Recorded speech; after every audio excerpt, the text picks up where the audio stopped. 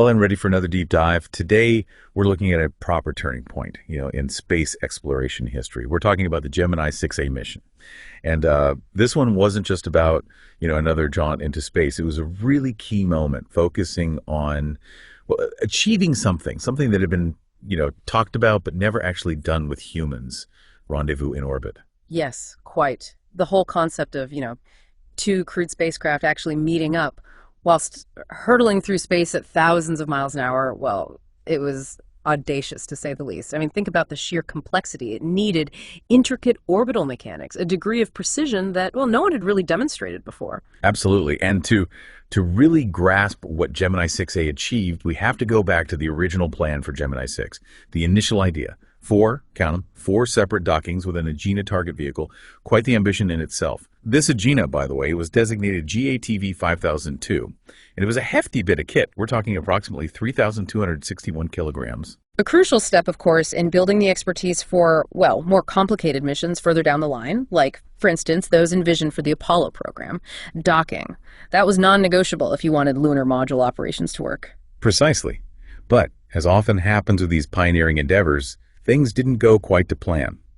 Just moments after launch, same day in October, the Atlas Agena carrying the target vehicle, well, it suffered a catastrophic engine failure. Always a risk in those early days of spaceflight. A failure on that scale, it forces a rethink, objectives, timelines, everything's up for grabs. And it certainly did. The Gemini 6 launch, it was scrubbed just 50 minutes later. But that determination at NASA, it was palpable. Out of the ashes of that original mission rose Gemini 6A, you see. A new objective, but related. The first crewed rendezvous. A sensible adjustment, I'd say. Rendezvous. It's the foundation for docking. If you can't get 2 spacecraft to meet at a precise point, well, docking's a non-starter. And to lead this revised mission, Commander Walter M. Schirra Jr., a veteran of Mercury, it was his second spaceflight, and pilot Thomas P. Stafford on his first journey into space, backing them up. Virgil I. Grissom and John W. Young, they were, if you recall, the prime crew for Gemini 3. And the support crew, that vital link to mission control, included Charles A. Bassett II, Alan L. Bean, Eugene A. Cernan, and Elliot M. C. Jr. Quite the team, eh? A real wealth of experience. A strong lineup, each playing a crucial role, not just in the mission itself, but in the broader context of the Gemini program's aims. Right, so let's delve into this a bit more, shall we? Right. Particularly that dramatic lead up to the rendezvous. The first attempt to launch Gemini 6A, December the 12th, 1965, mere weeks after the Agena failure.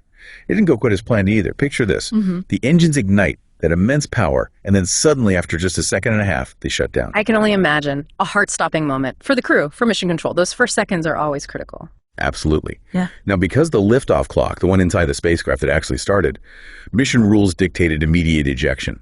And this is where Schirra's experience, his cool head, really came into play. He felt absolutely no movement in the booster, and in a split second, he decided no ejection. And in hindsight, quite the right call. Yeah. Ejecting in that situation, well, it had its own dangers. Oh, indeed. Stafford later described it, a Roman candle effect is what they might have faced. Yeah.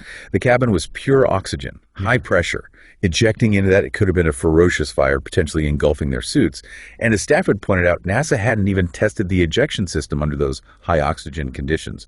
Their tests, they used nitrogen. Gives you chills, doesn't it? The pure oxygen. It was meant to simplify the spacecraft's life support, but it introduced this very serious risk.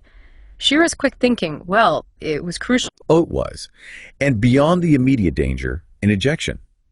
It would almost certainly meant a ruined spacecraft, a huge setback for the entire mission. So after the aborted launch, a full investigation. And they found a couple of key things. Firstly, an umbilical plug at the base of the booster. It had detached prematurely, sending a false liftoff signal to the spacecraft. These plugs, well, they were replaced with more reliable versions, of course. A small component, potentially a huge problem. It just goes to show the attention to detail needed in rocketry. Absolutely. But here's where it gets really interesting. Telemetry data revealed something even more concerning. The Titan II booster, it had actually started to experience thrust decay before the electrical disconnect even. Engine number 2, it just didn't reach the expected performance levels. And the root cause? Well, rather embarrassingly, it was a plastic dust cover, left inside a gas generator during assembly at the Martin Marietta plant, blocking the oxidizer flow. Shows you, doesn't it? A tiny bit of what they call FOD, foreign object debris, can have disastrous effects in complex machinery. Exactly. And analysis showed that even if that plug hadn't failed, the abort sensing system would have automatically shut down the Titan at T plus 2.2 seconds because of the pressure loss in the engine. Thankfully, liftoff wouldn't have happened till T plus 3.2 seconds. So a pad fall back, a truly dangerous scenario, well, it wouldn't have happened. Astronauts would have been safe. So a combination of things led to the abort. But the safety systems and Shira's judgment, they prevented a worse outcome. Shows the importance of a layered approach to safety. Right. So after that false start, it was time for attempt number 2. December 15th, 1965. They replaced the Titan's batteries, removed some fuel valves that had been opened, and at precisely 8.37 and 26 seconds in the morning Eastern Standard Time from Pad 19, the launch. A success. I bet there was a sigh of relief at Mission Control. Getting off the ground, it's always the first hurdle. It is. They achieved an orbit, perigee, the lowest point, 161 kilometers, apogee, highest point, just under 260 kilometers. Inclination, that's the angle of the orbit to the equator, about 29 degrees, giving them an orbital period of just under 89 minutes. The plan. Rendezvous on their 4th orbit. The timing, it had to be perfect. Gemini 7 had been up there for 8 days already. Bringing 2 spacecraft together, launched separately, well, it needed pinpoint accuracy. That's right. About 94 minutes after launch, Gemini 6A did its first burn, just a nudge, to increase speed, start closing that 730-mile gap with Gemini 7. Then, at 2 hours and 18 minutes into the flight, a second burn, what I called phase adjustment, basically fine-tuning their path to match the angle, the inclination of Gemini 7's orbit. This brought them within, about 300 miles. Each burn meticulously calculated. The interplay of orbital mechanics is complex. Too much thrust, too little, wrong burn duration, any of those could have thrown the whole rendezvous off. And then, just over 3 hours into the mission, 3 hours and 15 minutes to be precise, Gemini 6A's radar, it picked up Gemini 7, 434 kilometers away. A third burn then put Gemini 6A into a near-circular orbit, 168 by 170 miles, roughly. Closing the gap, step by step.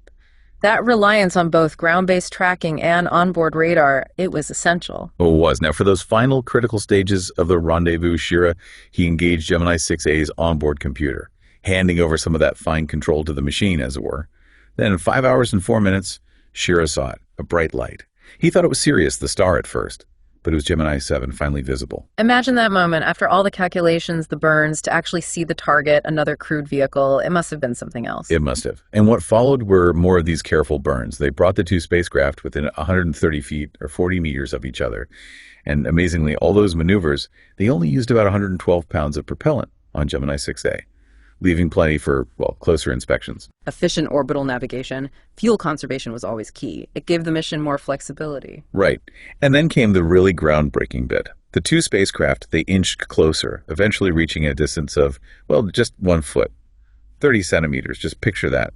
2 crewed vehicles hurtling through space, a hair's breadth apart. The crews, they could even talk directly by radio. An incredible feat. To hold that formation, no physical connection, it took immense skill, perfectly tuned systems. And for a full 20 minutes, they held this position. No thrusters needed from either craft. Exceptional station keeping. In fact, this close formation flying, it went on for a remarkable 5 hours and 19 minutes. Proving not just rendezvous capability, but the ability to operate 2 crewed vehicles in close proximity for a sustained period. Vital experience for future multi-vehicle missions. Shira, he was amazed by Gemini 6A's maneuverability in space. He described doing a fly around, inspecting Gemini 7 literally inches away. Complete confidence, he said. It's hard to imagine that kind of spatial awareness. No atmospheric drag. It certainly makes some things easier. But those precise, tiny adjustments, they're still crucial. Shira's words. They convey a real sense of mastery. Right. But as their sleep periods came up, for safety, they did a separation burn, gently moving Gemini 6A over 30 kilometers away from Gemini 7. A sensible precaution, I'd say. Oh, absolutely. Maintaining a safe distance when you're not actively working. Standard procedure in spaceflight. Now, for a lighter moment, shall we? The day before re-entry, the crew, they decided to, give everyone a bit of a Christmas surprise. A bit of light relief, I'm sure, after all the tension. Right. So they radioed down to Mission Control and over to Gemini 7, reporting an object appears to be a satellite traveling north to south, polar orbit. Very official. Low trajectory, high climbing ratio, suggesting re-entry imminent. Setting the scene, eh? Building a bit of mystery? They were. And then, instead of more technical details about this object, the sound of jingle bells came through. Wally Schirra and Tom Stafford, they'd brought along a harmonica, An 8-note Honor little lady and some bells. Rather charming, if you ask me. It was. And the Smithsonian, they actually claim these are the first musical instruments played in space. They've got them on display. A unique piece of space history. Proof that the human spirit, it finds ways to celebrate, even in the most extraordinary circumstances. Right. So with Christmas carols out in orbit, it was time to come home. Retro rockets fired, Gemini 6A plunged back into the atmosphere, landing in the Atlantic, northeast of the Turks and Caicos Islands, within 18 kilometers of the target. Remarkably accurate. Another critical stage, re-entry. Needs perfect timing to ensure a safe return. And this recovery, it was special. It was the first live televised recovery of a U.S. spacecraft. They used a transportable satellite Earth station on the recovery ship, the USS Wasp, relayed the pictures via the Intelsat I, the early bird satellite. Bringing space exploration right into people's homes, capturing the public's imagination. It did. And the support operation for both Gemini 7 and 6A, it was massive. Over 10,000 personnel from the U.S. Department of Defense, 125 aircraft, 16 ships. A huge effort. Shows the scale of collaboration needed for these missions, drawing on resources from everywhere. Right. And finally, let's talk about the mission patch. The original Gemini 6 patch, it was hexagonal, showing the Gemini chasing an Agena, trajectory tracing out the number 6. It was placed celestially in the 6th hour of right ascension in Orion. But after the mission change, they redesigned it for Gemini 6A. Showed 2 Gemini spacecraft linked by their orbital path. Quite fitting, really. The patch. It's a symbol of the mission, its aims, its achievements. A lasting reminder. And if you're ever in Weatherford, Oklahoma, you can actually see the Gemini 6A spacecraft. It's on loan from the Smithsonian at the Stafford Air and Space Museum. It's been around a bit, you know.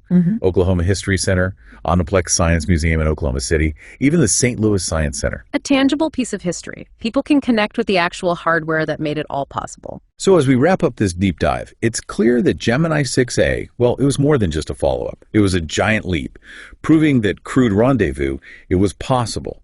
A skill, a fundamental one that paved the way for the complexity of Apollo and, well, landing on the moon. The technical brilliance. Overcoming that launch, abort, then the precision of the rendezvous, it's really remarkable. Shows the dedication, the problem solving at NASA. And let's not forget the human element. Shira's calmness during that first launch attempt, the humor of that Christmas surprise. Behind all the technology, there were these people. Adaptable, spirited individuals pushing the boundaries. Absolutely. It wasn't just about technology. It was about courage, resilience, the spirit of exploration. So, final thought for you. Think about how this mission, its challenges and triumphs, it laid the groundwork for the things we see today. The International Space Station, satellite servicing, all those complex orbital operations, they have their roots in Gemini 6A. What will the next era of space exploration bring, building on these early achievements? Who knows?